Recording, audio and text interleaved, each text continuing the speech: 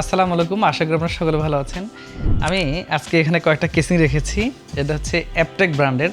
অ্যাপটেকের বাংলাদেশ মার্কেটে অনেক মডেলের কেসিং আছে।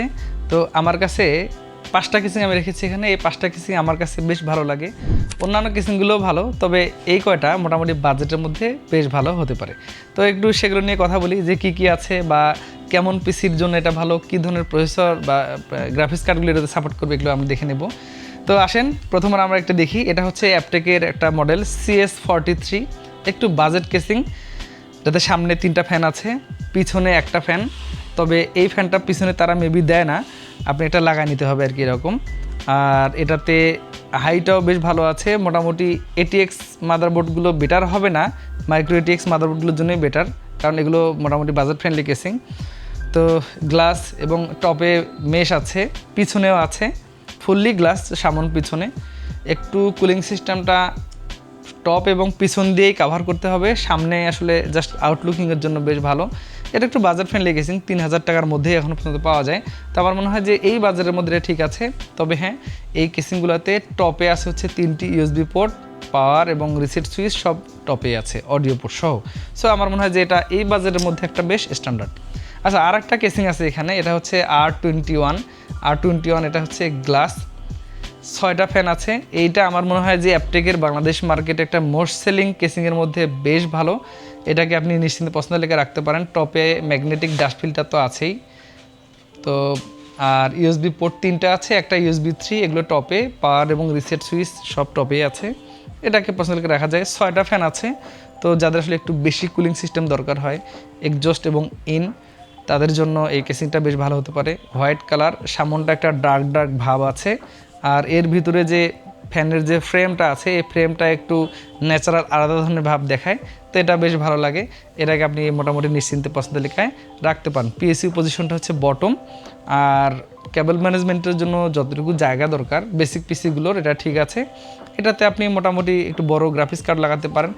ATX মাদারবোর্ডও বসবে, কিন্তু একবার বিট হয়ে যাবে। বেটার হচ্ছে মাইক্রো ATX মাদারবোর্ডের জন্য। এই কেসিংটা নিতে চাইলে হয়তো 3600 টাকার আশপাশে পেয়ে যাবেন। আচ্ছা, এরপরে আরেকটা একটু কম দামে কেসিং আছে এখানে। এটা হচ্ছে অ্যাপটেকের T20 গ্লাস এবং T20 মেশ, 2টা ভ্যারিয়েন্টে হয়। আমি এখানে একটা রেখেছি, প্রাইসগুলো যেহেতু একই, তো আমি এখানে গ্লাসটা রেখেছি। সামনে 2টি ফ্যান আছে, পিছনে ফ্যান নেই। যারা খুব কম্প্যাক্ট সাইজের পিসি বিল্ড করবেন মাইক্রো ATX মাদারবোর্ড দিয়ে, হয়তো বড় গ্রাফিক্স কার্ড লাগাবেন না, তাদের জন্য কিন্তু অ্যাকচুয়ালি এইটা। আপনি যদি কখনো ATX মাদারবোর্ড লাগাচ্ছেন তাহলে এটা নেওয়া ঠিক হবে না, বা আপনি বড় গ্রাফিক্স কার্ডগুলো নেবেন সেটা তো এটা ঠিক হবে না।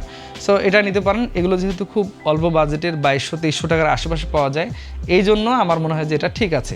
এটাতে 2টি USB পোর্ট আছে, তবে USB পোর্ট দুটাই হচ্ছে USB 2.0, আর পাওয়ার সুইচ, রিসেট সুইচ আছে। অল্প বাজেটের মধ্যে আমার মনে হয় যে এটাকে বেশ পছন্দ লিখে রাখা যেতে পারে।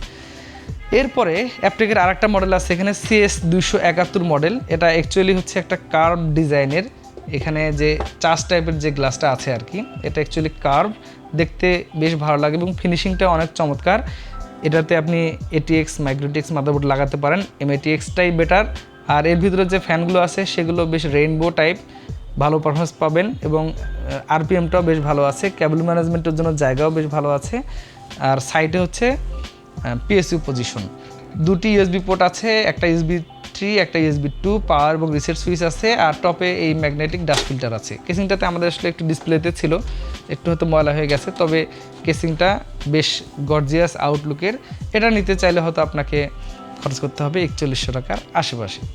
এরপরে আরেকটা কেসিং আছে এখানে, এটা হচ্ছে CS275, একেবারে ফুললি গ্লাস, টপেও গ্লাস, এই 3 সাইডে মোটামুটি গ্লাস।